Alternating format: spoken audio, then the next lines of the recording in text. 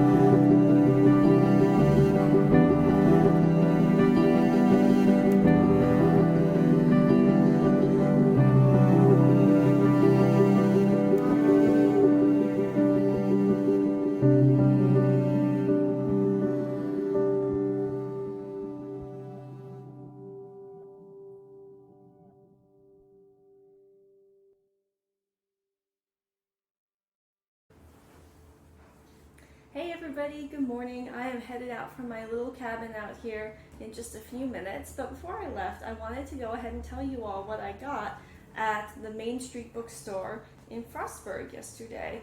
I have to say that Main Street Books in Frostburg may be one of my new favorite bookstores.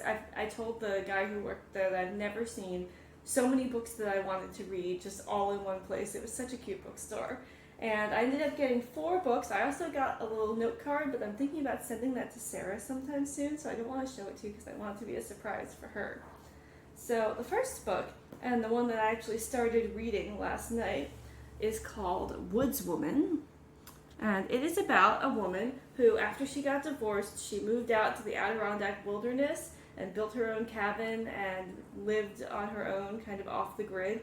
And I'm really into those types of books, those types of like memoirs of people who do stuff like move off the grid and just live in the middle of the woods. That's definitely an interest of mine. So I started reading this last night, and it is such a cool book.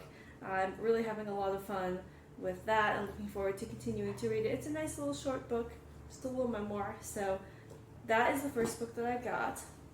The second book is the only, I think, fiction book I got, and it's called The Mad Women's Ball by Victoria Maz. I've never heard of this, and I just thought that I would check it out.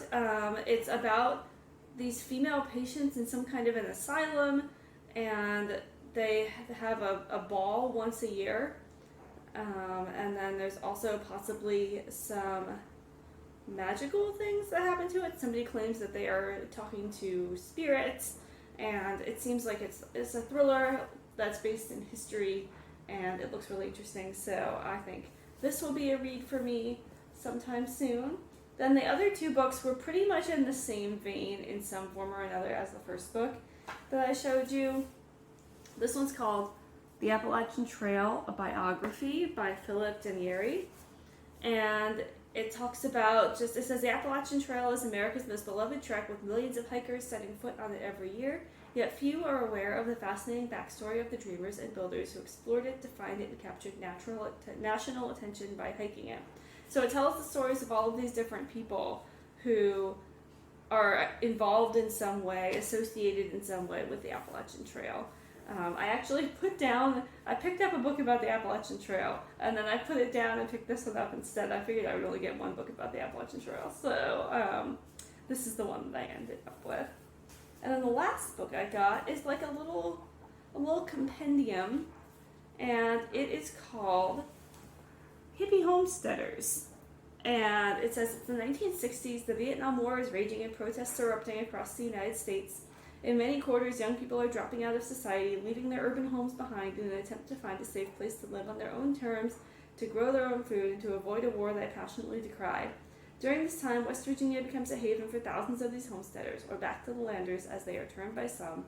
Others call them hippies. Then it continues, but it just kind of tells their stories of these people who went and, again, lived off the grid. And so it kind of has little threads in both of these books. There was such a huge nature, ecology, homesteading section, and it was right in the front, and I thought I honestly wasn't going to get past it because I was enjoying so much looking at all the books there. So I'll definitely be back to that bookstore at some point, and I'll definitely be back to this trip. One thing that I said to Noah when I texted him this morning was, this is only 3 hours from my house, this place in Lower Pennsylvania, and I could have turned this into a 5-day trip with all of the stuff that I found to do. So I will definitely be back. I'll definitely be staying at this place again. I really enjoyed it. It was so relaxing. And now I am headed out at my parents' suggestion first I'm going to grab breakfast at a little coffee shop that I found about 10 minutes down the road. And then I'm going to go at my parents' suggestion to Falling Water, which is a Frank Lloyd Wright house and grounds that are very beautiful. I'm going to take a tour. And then I think I'm going to head home and maybe just make one stop on the way home. I want to get home before rush hour, so I think it's going to be another great day. And I'm actually going to continue this vlog over the weekend because I have a lot of exciting things coming up this weekend. So if you keep watching, you'll see even more of my relaxing post-stressful months.